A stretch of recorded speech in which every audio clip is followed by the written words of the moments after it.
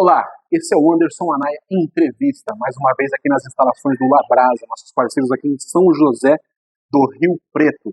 Sou Anderson Anaya, editor-chefe do portal www.anaianews.com.br e do canal no YouTube Anaya News, e também para o Instagram.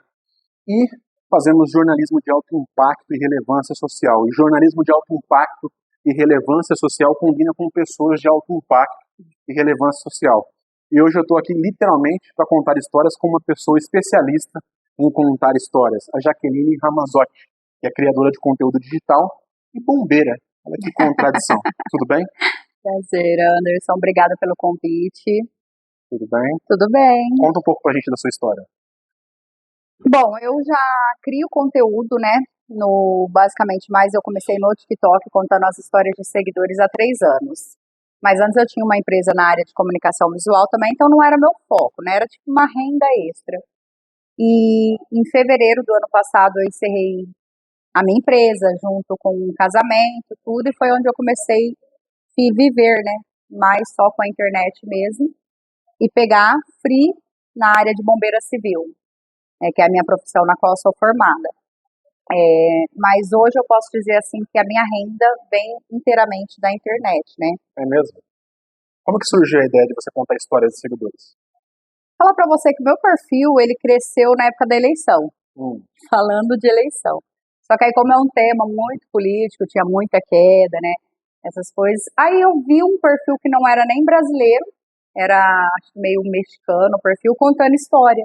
E aí eu me aprofundei e vi que tinha vários outros perfis que as contadoras de história, elas narram as histórias como se fosse dela, e quis fazer esse teste no meu e deu muito certo. O que mais te chamou a atenção nessas histórias, assim? Eu achei legal porque você dá oportunidade para as pessoas que às vezes querem contar suas histórias, mas não querem elas expor, né? Nas redes sociais. Então elas querem ver alguém contando aquela história dela como se fosse delas e ter a opinião das outras pessoas sem elas se identificarem. É uma forma de se blindar do julgamento. Isso. Teve alguma que foi muito pesada para você contar? Ai, teve várias. Por exemplo, alguma que você pode falar? Teve uma que a seguidora, ela falava, inclusive essa história, muitas páginas de fofoca compartilhou sem falar que era história de seguidor. Aí o meu Instagram, ele choveu de receita pro câncer.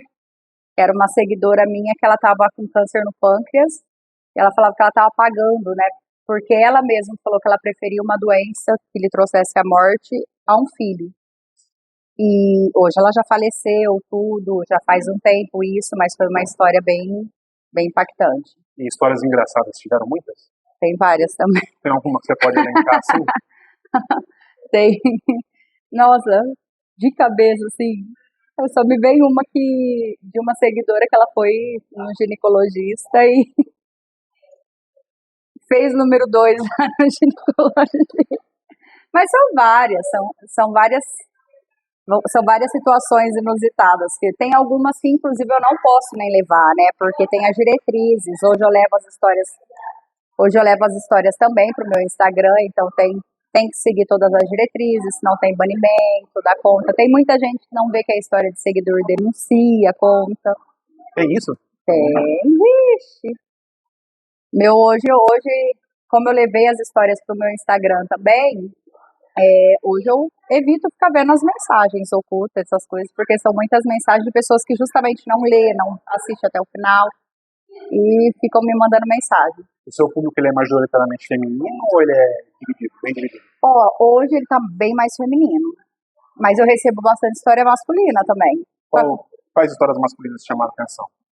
A maioria das histórias masculinas, eu não sei se o pessoal me envia mais como uma forma de chegar até mim, mas são mais histórias picantes, então às vezes eu nem conto. Então você acha que alguns deles fazem isso para tentar flertar com você? Isso. Você já observou isso? Já.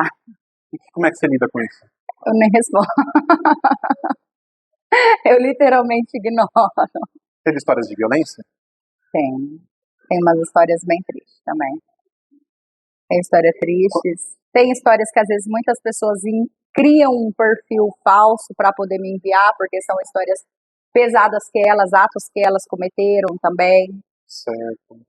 Teve alguma que chegou até você e você falou, isso aqui é muito boa, é interessante, mas ela é tão pesada que eu não quero expor ela?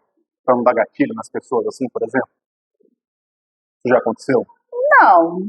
Geralmente, quando chega uma história bem bombástica, eu já conto logo na frente, mesmo sabendo os riscos que eu vou correr quando as pessoas não vê que é história de seguidor. As de cunho mais sexual, falando assim, você tem mais pudores de falar ou como é que funciona? Aí O seu filtro? eu uso meio que um filtro, né? Eu corto muitas partes da história, porque tem gente que manda muito detalhado, então não tem nem condição de contar. E como é que chega até você? É tudo por direct? Tudo pelo direct, no Instagram. Quantas mensagens você recebe em média por dia? Ó, hoje eu posso dizer assim que chega umas 5, 6 histórias por dia. Tanto que as que eu estou selecionando ainda é do começo de novembro do ano passado. Às vezes, sempre que a pessoa me manda, eu já dou meio aquela olhada assim por cima, mas não leio. Certo. E aí, se eu ver que é um tema assim, eu já passo na frente. Mas eu recebo muita história de